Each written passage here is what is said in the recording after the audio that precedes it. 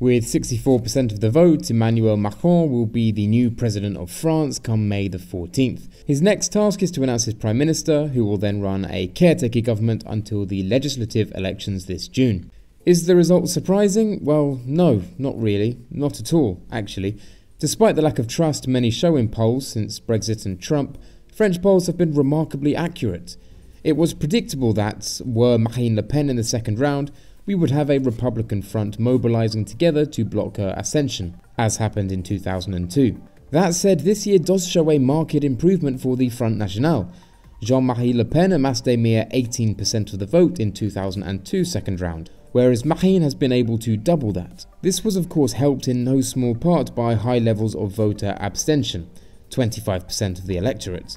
Supporters of Mélenchon partook in a Nini campaign, translated as neither nor, and undoubtedly many falling on the traditional cleavages of French politics felt lost as these collapsed, and for the first time in the Fifth Republic, neither the Socialist Party nor the Republicans were in the second round. This election has close parallels to the Austrian presidential elections that occurred in the December of last year. There, the left-leaning SPO and the right-leaning OVP were knocked out of the first round, leaving the populist right, Norbert Hofer with the FPO, and an independent former Green Party member, Alexander Van der Bellen, to compete. This meant the independent had to run without the backing of a strong party infrastructure, while the FPO, an established political party, could depend on a solid base of supporters and activists. In the end, Alexander Van der Bellen won in a very close presidential confrontation.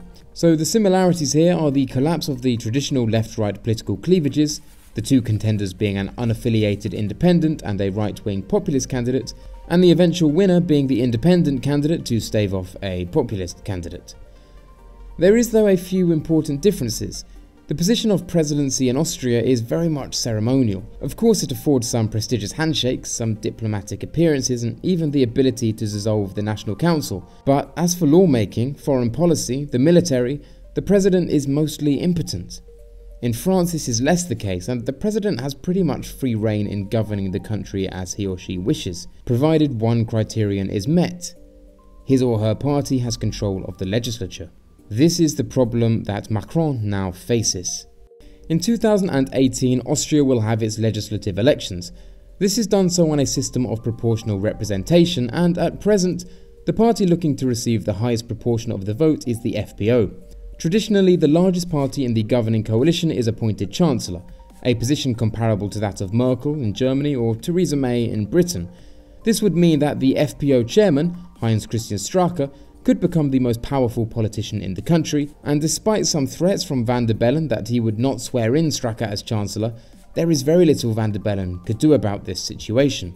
In France since 2002, the legislative elections have come straight after the presidential elections, designed intentionally to strengthen the hand of the newly elected president. The president of the Fifth Republic has always entered government with majority support from the National Council, although on 3 occasions this majority has collapsed and a situation of cohabitation has occurred. This year could be the first year that this is not the case. Actually, it seems very likely that this will be so. The establishment parties normally do much better in the first-past-the-post localised environment of the legislative elections, which are much more reliant on strong party presence, party infrastructure and party loyalty. Both the Republicans and the Socialists have significantly got around a 10% boost in the legislative elections compared to their presidential performance, whereas other parties have struggled to break into parliament. Let's take the Front National here as an example. In the first round of the 2012 National Assembly elections, they obtained 13% of the vote. However, after the second round of voting, they obtained a mere 2 seats in the French National Assembly out of a possible 577. Remember, the National Front is a long-standing French party, with a reliable base of core supporters.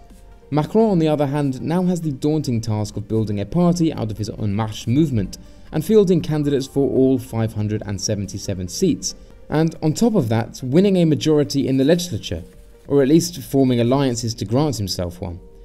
In terms of electoral viability, Macron is the underdog here. An Ipsos poll reported that over 40% of his voters in the second round supported him solely to keep Le Pen out, and thus their vote can hardly be depended upon. If Macron is unable to earn majority support, then much like in Austria, the position of president will mean very little, and Macron will be powerless to deal with an uncooperative legislature and prime minister. And what of the Front National? Really, this result is not a failure for the party.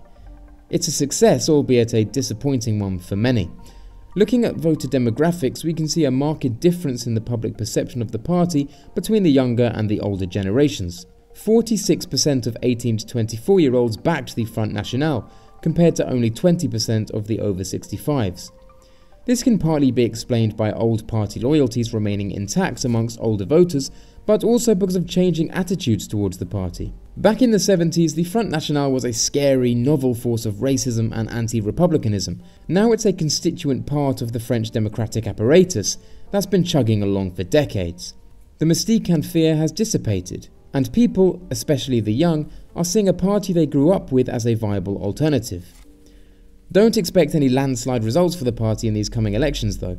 The party hoped to gain 15 seats, which would be enough to form a parliamentary group, but this largely depends on the actions of the other parties and whether they cooperate to block the Front National in the second round of voting.